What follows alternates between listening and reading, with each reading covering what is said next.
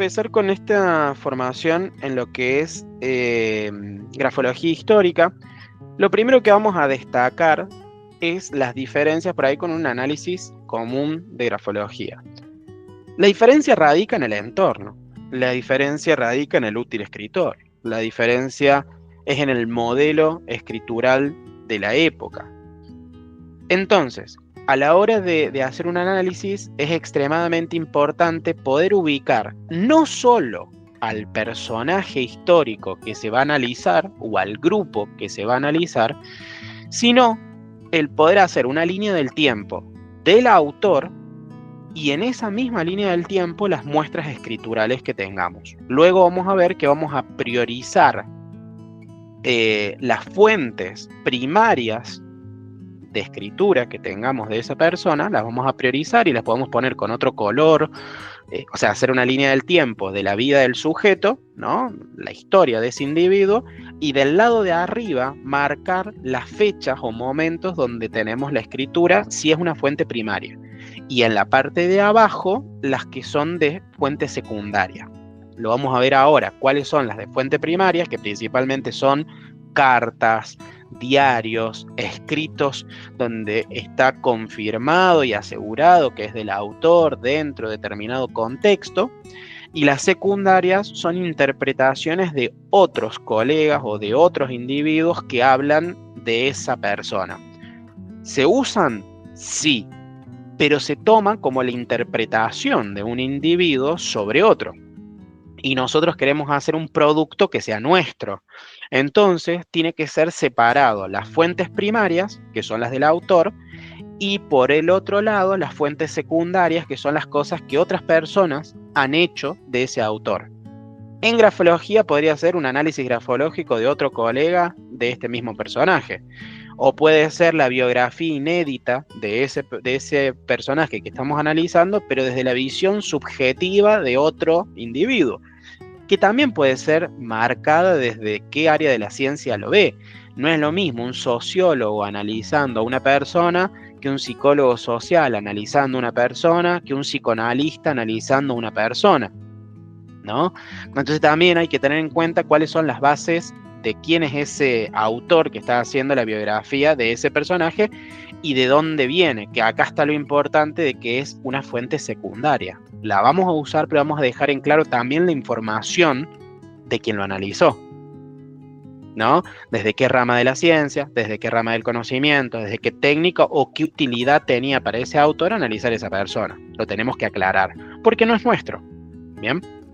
Entonces, lo primero que vamos a necesitar para poder hacer un análisis grafológico de un personaje histórico, principalmente es hacer una biografía de ese individuo.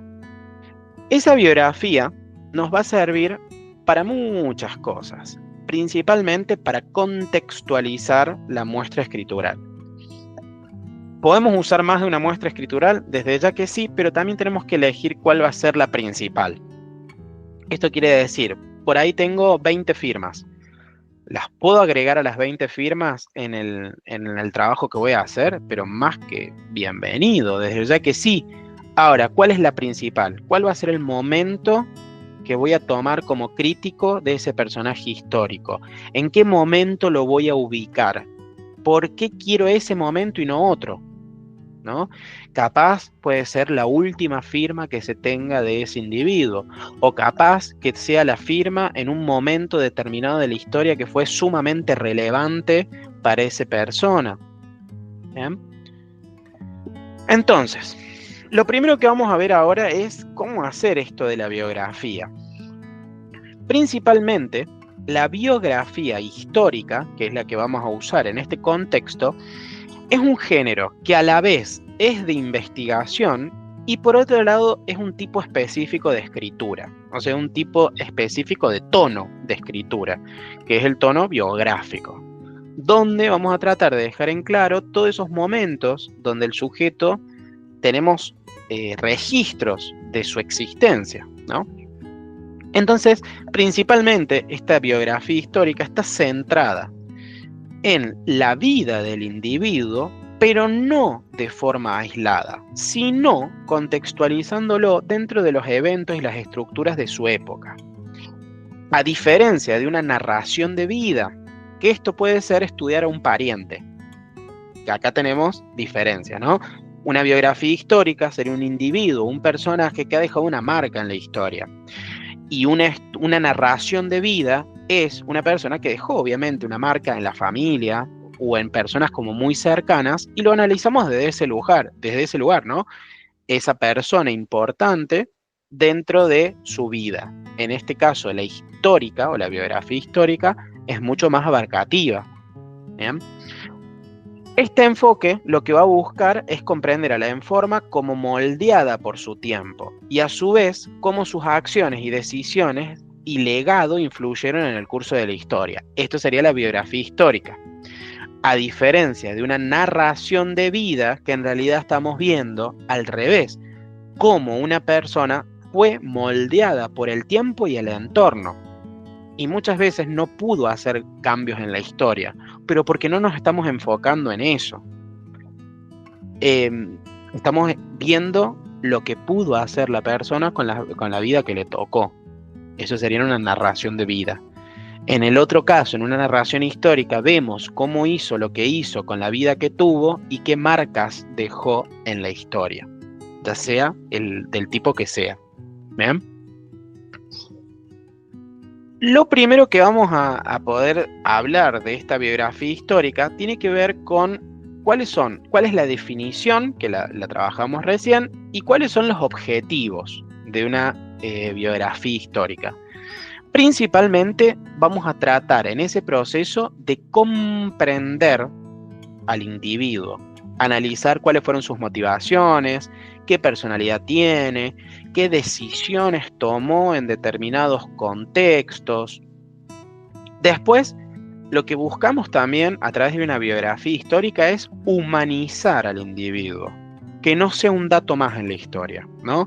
Ver cuáles fueron sus experiencias humanas y no solo, por ejemplo, las luchas que tuvo, las batallas en las cuales fue parte, ¿no? Es humanizar ese individuo en un contexto y en una determinada situación de vida. Y por último, pero no menos importante, otro de los objetivos que tiene la biografía histórica es iluminar un periodo de la historia, ¿no? A través de la vida de una persona, mostrar aspectos de la sociedad, de la política, de la cultura o de la economía en un momento histórico dado. ¿Bien?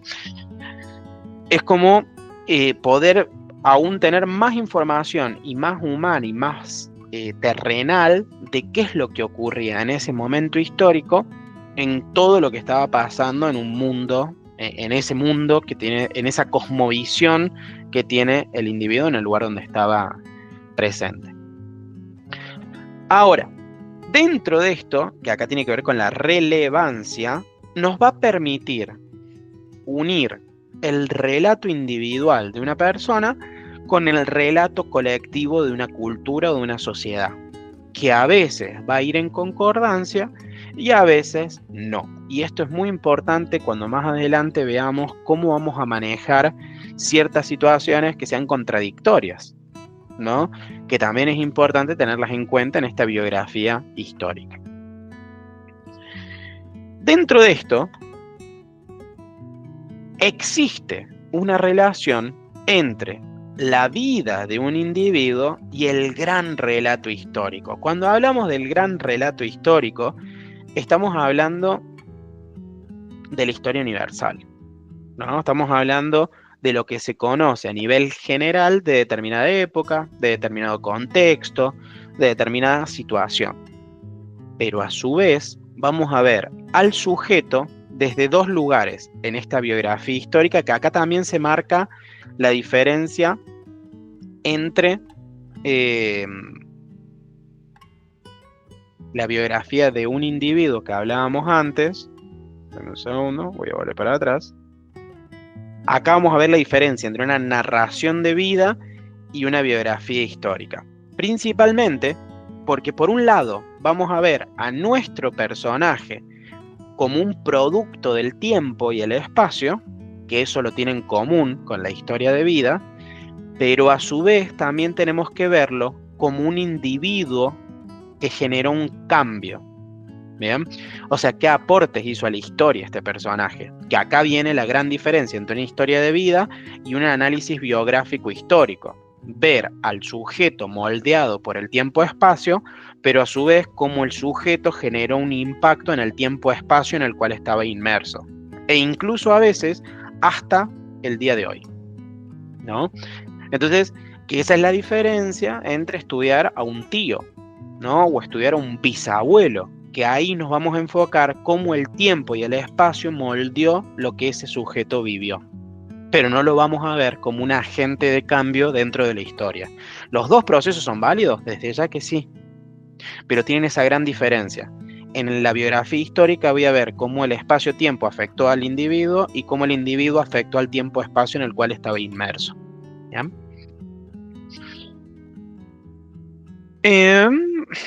Principalmente, que acá viene lo que nombré por ahí en la introducción, vamos a ver que tenemos fuentes o métodos de investigación de un individuo, ¿no? Primero, vamos a tener las más importantes, que son los métodos de investigación de fuente primaria, ¿no? Las fuentes primarias son la base de toda investigación histórica y se trata de documentos o artefactos creados por la persona bajo estudio o por testigos directos de su vida. Más adelante les voy a mostrar un ejemplo que es la historia, por ejemplo, de Frida Kahlo, ¿no? Frida Kahlo podemos analizarlo tanto desde sus escritos y desde sus cuadros, pero también desde las cartas que fueron escritas directamente hacia ella, ¿no? Exparejas, su madre, hay muchísimos textos sobre Frida Kahlo que son totalmente interesantes para poder acomodarlos en una línea del tiempo, y a su vez también cuando estos testigos directos hablan del personaje que estamos analizando, también se toman en cuenta, ¿bien? Y se siguen considerando una fuente primaria. Entonces, ¿cuáles son estos métodos, cuáles son estas fuentes primarias? Principalmente que su valor, esto es un valor que tiene, ¿no? Su valor reside en que ofrecen una perspectiva de primera mano de los hechos. Y ahora sí, ¿cuáles son? Las más importantes: cartas, diarios, memorias. Después vienen los documentos oficiales, que pueden ser firmas del banco, firmas de contratos, firmas de en documentos que sean oficiales. Por otro lado, manuscritos u obras que sean del autor, del personaje que voy a analizar. Esa es la diferencia por ahí de manuscritos u obras de otros autores del personaje que estamos analizando, que entrarían como una fuente secundaria, ¿no? Pero los manuscritos y obras originales que se tienen del autor van a ser fuentes primarias. Fotografías, grabaciones de audio y de video del personaje también son fuentes primarias. Y por último, entrevistas orales que se hayan hecho del sujeto, tanto que las tomemos nosotros o que las haya tomado un tercero. Pero si la persona que está respondiendo es el individuo, se consideran fuentes de investigación primaria. Las fuentes secundarias son obras creadas por historiadores o otros académicos que han analizado o interpretado esa fuente primaria. Aunque no son evidencia de primera mano, también van a ser cruciales para el proceso de investigación. Y acá entran las biografías, las monografías, artículos de revistas académicas, enciclopedias, diccionarios biográficos.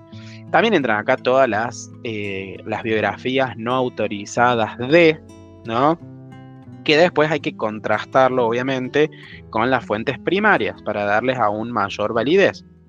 Porque ahí tenemos un punto interesante de trabajo. Antes de pasar a eso, vamos a hablar un poquito de eso. Dentro de estas fuentes secundarias, vamos a necesitar poder, primero, contextualizarlas, ¿sí? Por otro lado, poder identificar lagunas, que acá es muy interesante el tema de la identificación de lagunas. ¿Qué es una identificación de laguna?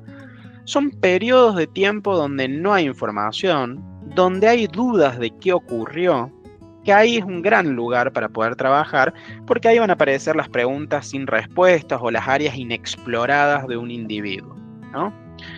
Y por otro lado, en este punto de las fuentes secundarias, es también muy interesante poder confrontar interpretaciones.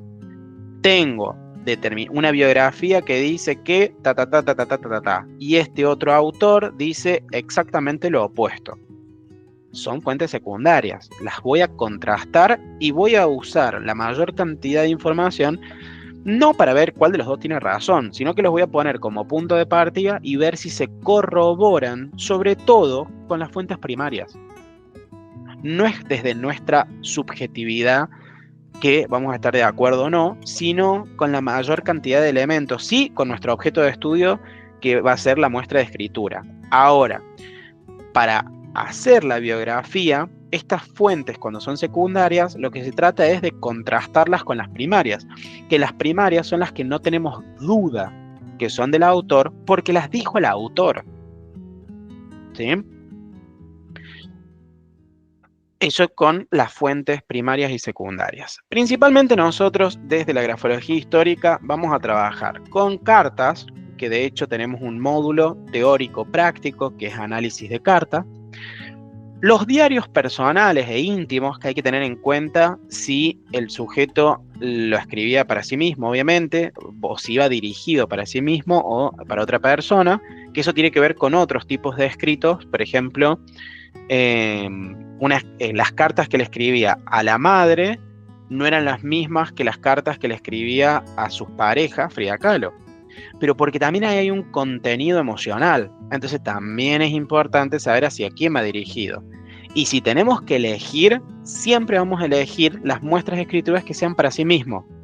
O sea, los diarios íntimos. El diario íntimo es una de las mejores muestras de trabajo porque es el sujeto hablando con sí mismo, ¿no? Bien. Entonces vamos a tener de eso específicamente. También en la formación y más adelante no solamente vamos a analizar lo que está por fuera del sobre, sino lo que está dentro del sobre, para lo cual vamos a tener que analizar cuáles son las estructuras que en ese momento se debían respetar a la hora de escribir una carta. Porque lo que nos va a llamar la atención, al igual que cómo poner la información en un sobre, porque lo que nos va a llamar la atención tiene que ver con el desviarse del modelo, el decir, no voy a seguir lo que debe ser, sino que voy a imprimir lo mío, voy a imprimir mi personalidad, rompiendo las reglas protocolares o rompiendo lo que se me ha enseñado. Ahí es donde voy a rescatar mayor cantidad de información sobre el individuo. Es muy importante en este proceso de hacer una biografía de poder contextualizar al sujeto dentro de la época. Esto, si bien después lo vamos a ver para poder identificar cuál es el modelo escritural de la época, también nos va a servir para poder comprender tanto de dónde vienen las fuentes primarias y secundarias, contextualizándolo en la época en la cual se encuentran, pero a su vez poder entender también lo que estaba pasando en la sociedad a nivel mentalidad, a nivel cultura, al nivel político, al nivel económico, al nivel avances, ¿bien? Y va muchísimo más allá de solo reconocer el año de nacimiento y el año de muerte, digamos, ¿no? Sí nos sirve para recortar la realidad y poder ver todo lo que estaba pasando en la historia en este punto.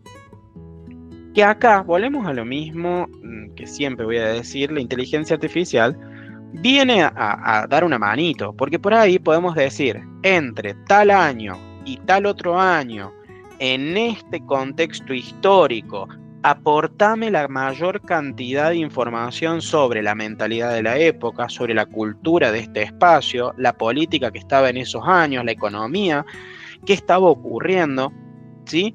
E incluso hasta le podemos pedir que nos dé de referencia libros o manuales para poder ir a la fuente, ¿no? Sobre todo Gemini, como inteligencia artificial, tiene esto mucho más marcado que por ahí ChatGPT, donde vos le vas a pedir de dónde saca la información que me está diciendo, si es de una enciclopedia, si es de algún artículo científico, si es de algún autor en particular, para después también nosotros poderlo citar en la bibliografía de nuestra biografía.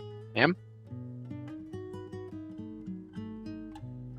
¿Qué estrategias podemos tener para contextualizar? Primero, analizar o investigar el entorno social. ¿Cuáles eran las normas sociales y la división de clases o las dinámicas familiares que este sujeto tuvo en su familia?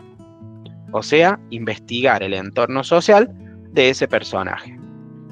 Por otro lado, preguntarme, ¿cuál era el clima político y económico que el sujeto vivió desde su nacimiento hasta su muerte?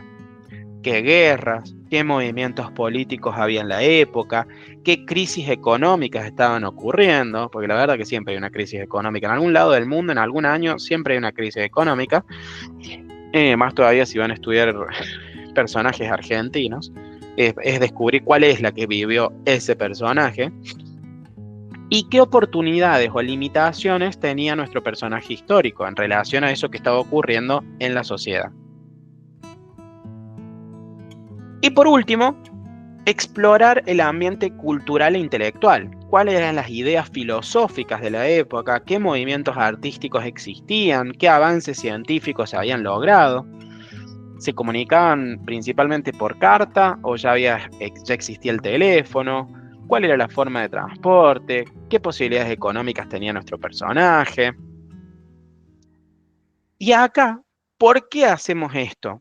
Porque nos ayuda a superar algo que puede llegar a descartar nuestro análisis histórico, que es la contextualización, que es este proceso del cual estamos hablando, nos ayuda a evitar el anacronismo.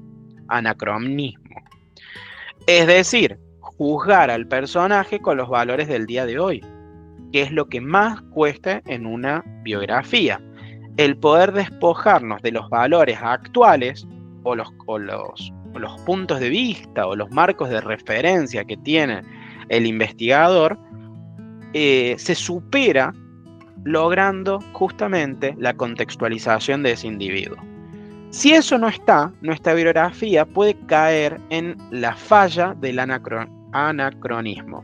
O sea, que no esté analizado o no esté elaborada desde los valores que tiene ese individuo en esa época histórica. No podemos juzgar que un personaje histórico tuviera esclavos, porque era el contexto de la época. No podemos considerarlo como algo negativo cuando en ese momento histórico era algo que estaba aceptado socialmente. Hoy lo podemos criticar, hoy podemos hacer un montón de cosas, pero en la biografía se va a entender porque justamente la contextualización me va a dar eso. Ahora, si la persona tenía esclavos cuando ya no existía o ya se había abolido el esclavismo, bueno, la esclavitud, ahí sí le damos un valor que nuestro personaje, cuando ya no estaba permitido la esclavitud, el sujeto tuviera aún esclavos, ¿no? Y que lo movía a seguir teniéndolos. ¿Bien? Entonces, la contextualización es importantísima para que no se descarte nuestro proceso y nuestro análisis, que generalmente es lo que se hace cuando analizamos una firma y buscamos algo superficial del autor y no lo podemos contextualizar de una manera adecuada para ver qué es lo que estoy leyendo en la muestra de escritura, pero basado en el lugar y en el momento histórico donde está nuestro personaje.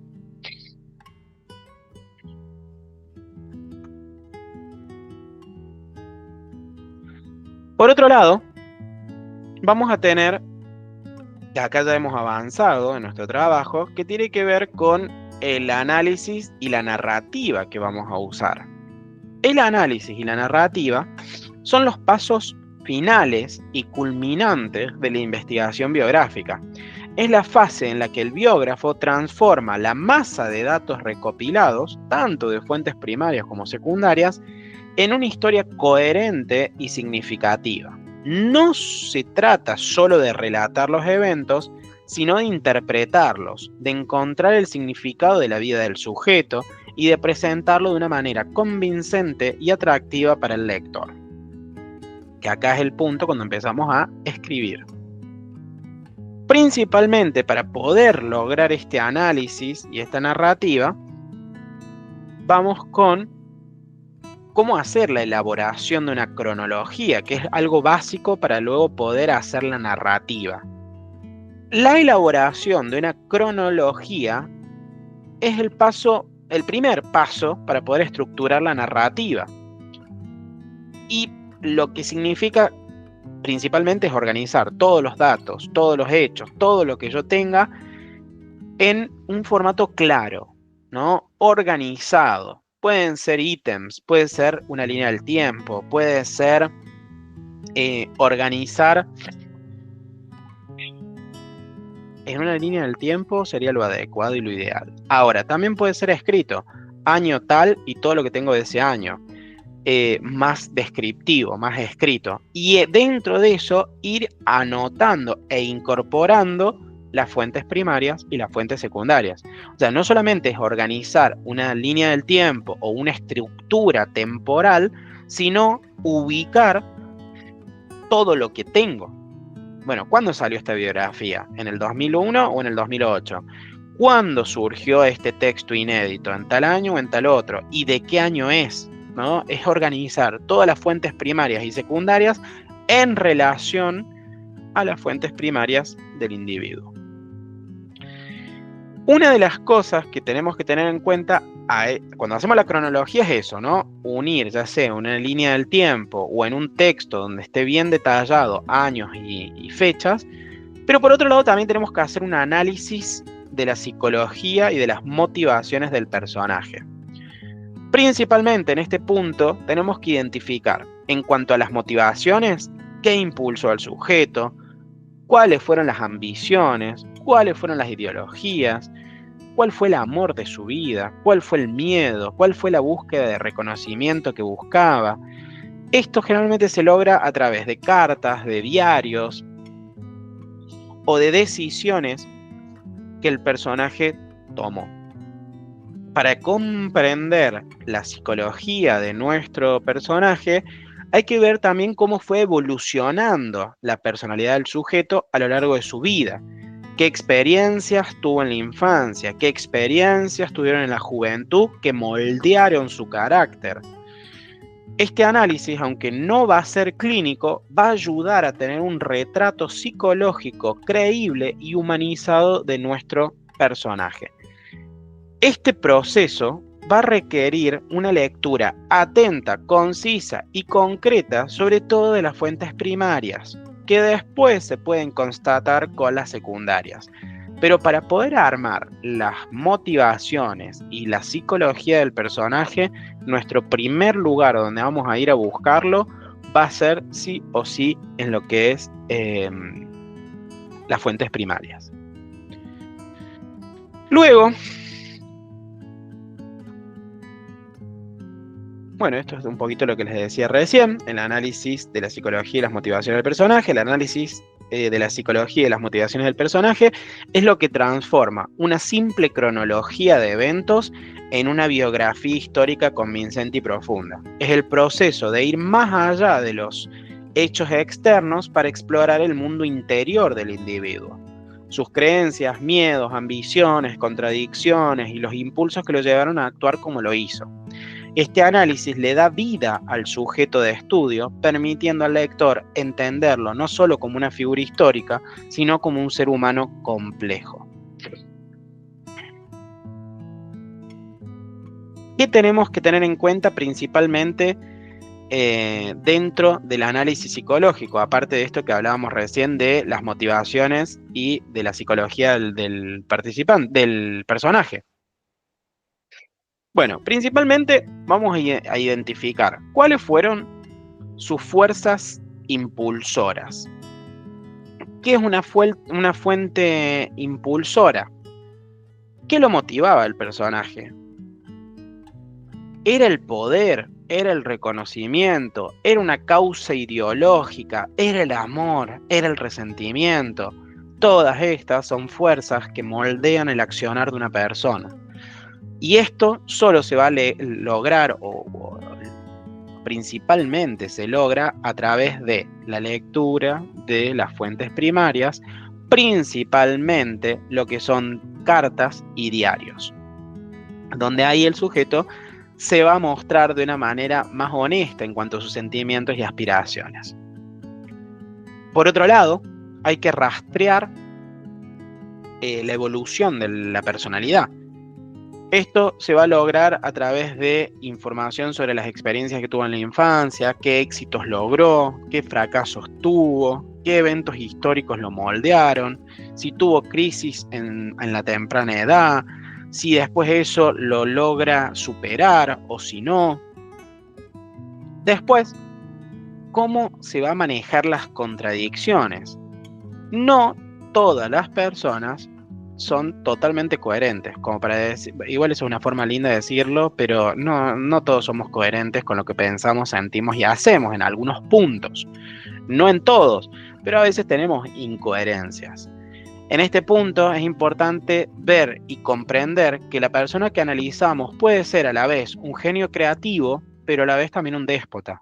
Puede ser un gran líder público, pero a la vez puede ser una persona insegura en lo privado. Entonces, el biógrafo debe reconocer y explorar las contradicciones que el personaje histórico tenga.